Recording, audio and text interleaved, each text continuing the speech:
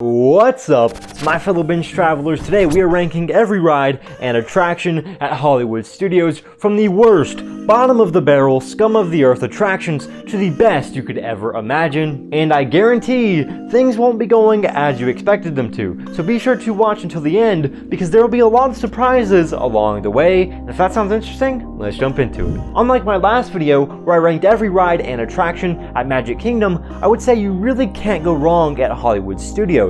Magic Kingdom definitely has a few rides you should never ride, but that just isn't the case in Hollywood, except for the first ride on this list. And for me, the worst attraction at Hollywood Studios has to be the Lightning McQueen Racing Academy. And Disney, I'm not mad, I'm just disappointed. This Cars attraction could have been a huge success if they put some effort into it. I feel like they didn't put enough effort into making a great show, and this show just flew under the radar. And that's why I'm sure some of you may not even know that this existed, and that's why it has to be on the bottom of this list.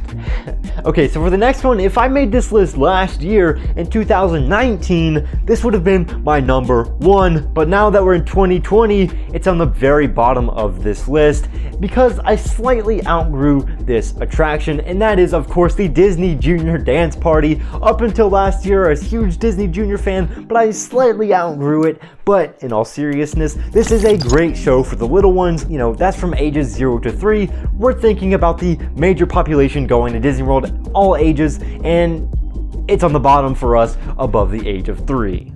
Next up is the Frozen Sing-Along, another show at Hollywood Studios, and this one is a good show. I thoroughly enjoy this show, but it's just nothing to write home about. It's nothing spectacular. You get to sing the Frozen song, you get to sing Let It Go, you get to see all your favorite characters in Frozen, but nothing to write home about. I promise I do not hate shows at Disney World. In fact, I do love these shows at Disney World, but it's just not better than some of the attractions, at least this one, and that is the Little Mermaid sing-along show at Hollywood Studios. You know, another good show, one that I would suggest doing, but it's just not my favorite. It's not the best.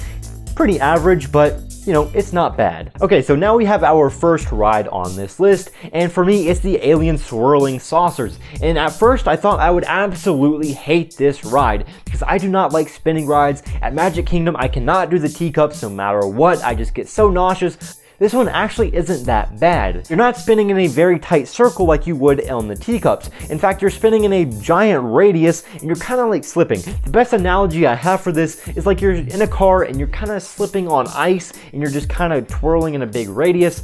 That's the best example I can come up with, but it's really not that bad, and I kind of enjoyed it despite my, motion sickness, but it wasn't that bad for this ride. Success, Disney. Next up is a classic, if you can even call anything at Hollywood Studios a classic since it's so new. But for the middle of this list, we're starting off with Muppets Vision 3D. And this is something I really hope Disney doesn't get rid of. It looks like they might be getting rid of it. They're limiting the show times and all of that, which is usually a bad sign. But this show is really enjoyable, and even though it's in the middle of the pack for me, I still really love this show and do it every time I go to Disney World. Okay, so here's where the controversy. Okay, so here's where the controversy kicks in a little bit. I have Star Tours and Smuggler's Run as equals for our next spot. Let me explain. So I was trying to make this list as accurate as possible, and I was thinking in my head that Star Tours and Smuggler's Run are very similar, and I was wondering if I was just going crazy or what was happening. So I snuck into a couple Disney Facebook groups and asked the people there what they thought, and this is what they had to say. 40% of people said that Star Tours is better than Smuggler's Run, but there's a caveat. Over the last month, Disney quietly updated Star Tours to feature 5 new tours in Ultra HD, making Star Tours potentially better than Smuggler's Run. But here's my caveat on top of my other caveat, which is you get to control the action in Smuggler's Run somewhat. So it really comes down to personal preference. Would you rather ride Star Tours multiple times and take advantage of those 5 extra tours, or ride Smuggler's Run once because there's only one tour, and if you ride multiple times, you only get the same experience at the same time?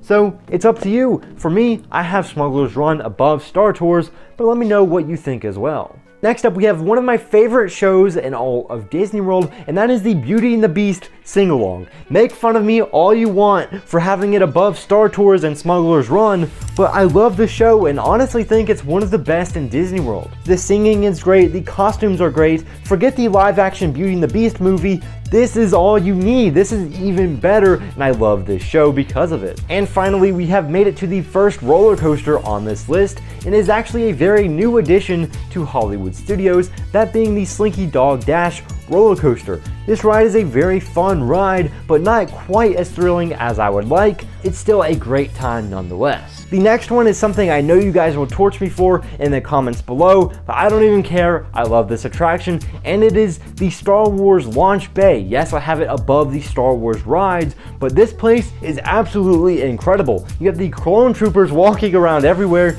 You get to meet Kylo Ren, Darth Vader, BB-8. This place is absolutely amazing. It really feels like you're in Star Wars. It feels like you're in a galaxy far, far away, meeting all of your favorite characters. I had a great experience here meeting Kylo Ren. It was super scary, but great experience nonetheless. They never break character. It's absolutely amazing. You have to do this if you haven't done it before. Next up is another show. There are a lot of shows at Hollywood Studios. It is called Hollywood for a reason, and my favorite show at Hollywood Studios has to be the Indiana Jones stunt show. I've never been called up on stage, but I would absolutely love to do that one day. The show is amazing. It has fire, it has explosions, it has more explosions, it has explosions. Guys, go do it. It has explosions. But really, it's a great show and it has more than just explosions. Just kidding, my favorite show at Hollywood Studios is actually Fantasmic, and you really have to plan to go see this one. It's a nighttime spectacular, and it might actually be the best nighttime spectacular at Disney World. Let me know if you agree with that. We are now entering top 5 territory here, and I have to give this spot to Toy Story Mania. It is one of the best rides in all of Disney World, and it completely blows Buzz Lightyear Space Ranger Spin in Magic Kingdom out of the water. It is a million times better than that ride. I love that you get to compete against your family members in some friendly competition. It's such a great ride that I could ride over and over and over and over again without any issues. Now for a ride that I definitely could not ride over and over again, and that I actually hated for the longest time. I despised this ride, I would not ride it, and that is the Tower of Terror. I rode it back as a child, hated it, but did it recently, and I actually can appreciate engineering that goes into this ride, and it's actually kind of enjoyable. As much as I hate to say it, because I used to hate this ride with a passion, I actually enjoyed it on my most recent trip, and it's a very fun ride with great Imagineering, great theming. It's a great ride, so that's why it's so high. Gotta do it, even though I didn't want to. We are now entering the top 2 attractions in all of Hollywood Studios, and it is not the Rise of Resistance. And that is because I haven't had a chance to ride it, and guys, I'm so sorry. When I get a chance, I promise I'll make a video about it. I'll update the list, everything is probably the best, but I haven't done it yet, and I'm sorry. On to number 1 though. And the best ride in all of Hollywood Studios has to be Rock and Roller Coaster. I first rode this ride when I was 7 years old, had to put on boots so I'd be tall enough. I was bawling my eyes out, super scared. I wanted my mom, but she wasn't even riding it. I was riding it with my dad.